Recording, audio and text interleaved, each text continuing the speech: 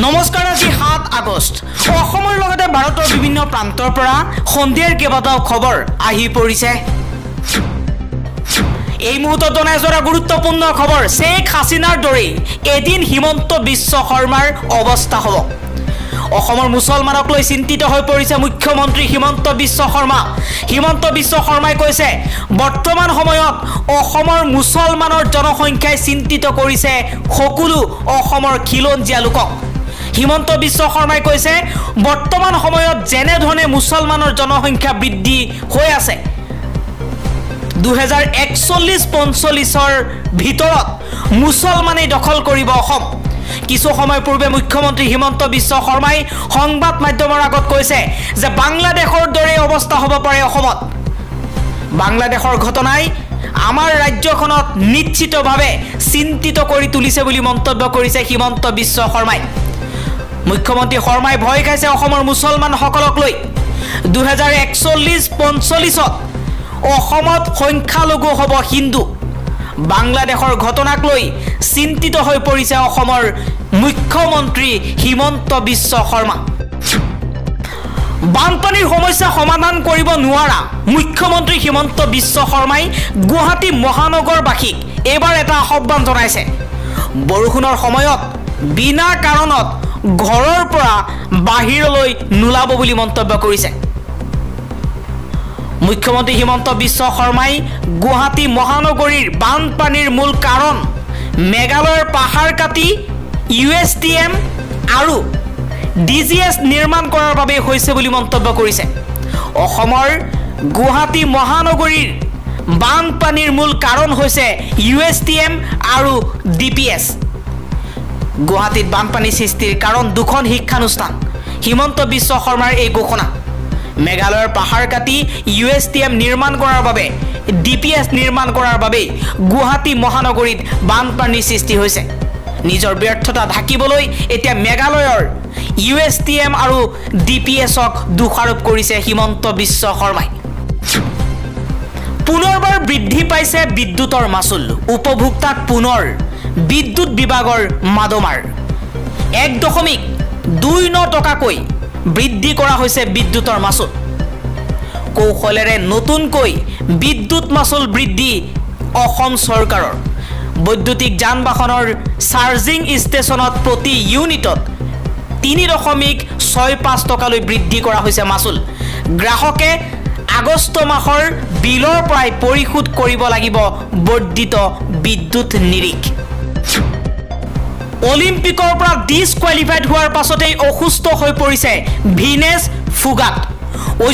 অযোগ্য ঘোষণাৰ পাছতে সংজ্ঞাহীন হৈ পৰিছে ভাৰতীয় বল যুঁজাৰুগৰাকী ডিহাইড্ৰেচনৰ বাবে সংজ্ঞাহীন হৈ পৰা ফুগাটক ভৰ্তি কৰা হৈছে চিকিৎসালয়ত অসমসহ 9খন ৰাজ্যৰ 12খন ৰাজ্যসভা আসনৰ নিৰ্বাচনৰ দিন ঘোষণা সৰ্বানন্দ সোণোৱাল আৰু কামাখ্যা প্ৰসাদ তাছাৰ খালি হোৱা আসনত হ'ব নিৰ্বাচন অসমসহ দেশৰ মুঠ 9খন ৰাজ্যৰ 12খন ৰাজ্যসভা আসনৰ নিৰ্বাচনৰ দিন ঘোষণা কৰিছে নিৰ্বাচন আয়োগে অহা 3 ছেপ্টেম্বৰত অনুষ্ঠিত হ'ব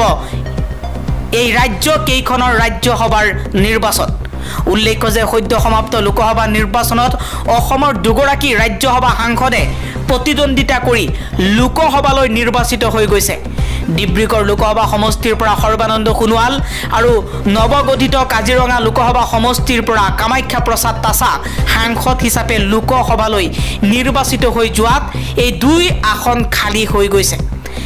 ইয়াৰে কামাখ্যা প্ৰসাদ তাছাৰ আসনখনৰ কাৰ্যকাল 14 জুন 2025 লৈ আৰু সৰ্বানন্দ সোণোৱালৰ আসনখনৰ কাৰ্যকাল 9 এপ্ৰিল 2026 পৰ্যন্ত অসমৰ এই দুখন আসনৰ বাবে অনুষ্ঠিত হ'ব নিৰ্বাচন ইয়াৰ বাবে মনোনয়ন প্ৰত্যাহাৰৰ অন্তিম দিন 26 আগষ্ট নিৰ্ধাৰণ কৰা হৈছে ইফালে অসমৰ উপৰিও বিহাৰৰ দুখন হাৰিয়ানাৰ এখন মধ্যপ্ৰদেশৰ এখন মহাৰাষ্ট্ৰৰ দুখন ৰাজস্থানৰ ত্ৰিপুৰা তেলেংগানা আৰু উৰিষ্যাৰ এখনকৈ আসনত অনুষ্ঠিত হ'ব ৰাজ্যসভাৰ নিৰ্বাচন বাংলাদেশৰ শেখ হাসিনাৰ পৰা শিক্ষা ল'ব লাগে অসমৰ মুখ্যমন্ত্ৰী হিমন্ত বিশ্ব শৰ্মাই মুখ্যমন্ত্ৰী হিমন্ত বিশ্ব শৰ্মাক লৈ এই মন্তব্য কৰিছে বিধায়ক অখিল গগৈয়ে কৈছে অসমত সাম্প্ৰদায়িক ৰাজনীতি বন্ধ কৰক হিন্দুৰ ওপৰত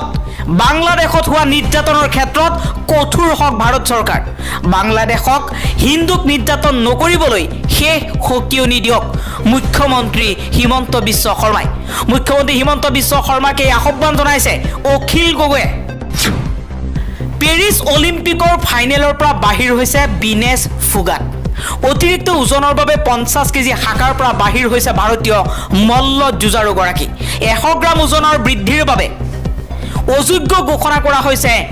পেৰিছ অলিম্পিকৰ ফাইনেলৰ পৰা বিনেশ ফুগাটক লৈ মন্তব্য কৰিছে প্ৰধানমন্ত্ৰী মোদীয়ে কৈছে বিনেশ ইউ আৰ চেম্পিয়ন আৰু ভাৰত তোমাক লৈ গৰ্বিত তুমি আকৌ শক্তিশালী স্থিতিৰে অলিম্পিকত পুনৰ জয়ী হ'বা গুৱাহাটী মহানগৰীৰ বানপানীৰ সমস্যাক লৈ মন্তব্য কৰিছে মুখ্যমন্ত্ৰী হিমন্ত বিশ্ব শৰ্মাই কৈছে USTM দিল্লী পাব্লিক স্কুলৰ বাবে গুৱাহাটীত হৈছে বানপানী মেঘালয়ৰ পৰা অহা পানীৰ বাবে হৈছে গুৱাহাটীৰ বান পৰিস্থিতি সন্দৰ্ভত মুখ্যমন্ত্ৰী হিমন্ত বিশ্ব শৰ্মাৰ এই মন্তব্য হিমন্ত বিশ্ব শৰ্মাৰ মন্তব্যৰ পাছতেই মুখ্যমন্ত্ৰীক এতিয়া সমালোচনা কৰিছে সৰ্বত্ৰে বানপানীৰ সমস্যা ৰোধ কৰিব নোৱাৰি সালেবেৰে কুবাই বানপানীৰ সমস্যা তল পেলাবলৈ এতিয়া হিন্দু মুছলমানৰ বাংলাদেশৰ কথা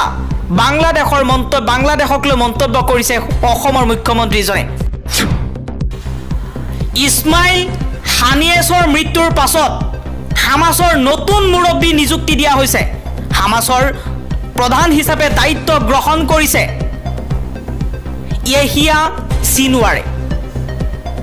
হামাছ প্ৰধান হৈছে এতিয়া ইহিয়া সিনৱাৰ বাংলাদেশৰ ঘটনাক লৈ মন্তব্য কৰিছে মুখ্যমন্ত্ৰী হিমন্ত বিশ্ব শৰ্মাই কৈছে বাংলাদেশৰ দৰে সঁচাকৈ যদি অহিংসু ব্যক্তি অসমতো আছে তেনেহলে 2041-45ত অসমত হিন্দু সমাজ সংখ্যালঘুত পৰিণত হ'ব বাংলাদেশৰ ঘটনা অসমৰ বাবেও চিন্তাৰ কাৰক বুলি মন্তব্য কৰিছে মুখ্যমন্ত্ৰী শৰ্মাই উত্তৰ পূবৰ উগ্ৰবাদীয়ে যাতে বাংলাদেশত শিবিৰ পাতিবলৈ সুযোগ নাপায় তাৰ বাবে চেষ্টা চলোৱা হ'ব মুখ্যমন্ত্ৰী শৰ্মাই কৈছে আমি বাংলাদেশৰ পৰা শিক্ষা ল'ব লাগিব কাৰণ বাংলাদেশত যি পৰিস্থিতি এই পৰিস্থিতি যাতে অসমত নহয় যেনে ধৰণে মুছলমানৰ জনসংখ্যা বৃদ্ধি পাই আছে 2041 পৰা 45ৰ ভিতৰত অসমত হিন্দু সমাজ সংখ্যালঘুত পৰিণত হ'ব গৈ আছে আৰু পৰিণত হলে সংখ্যালঘুত হিন্দুৰ বিপদ হ'ব বুলি মন্তব্য কৰিছে হিমন্ত বিশ্ব শৰ্মাই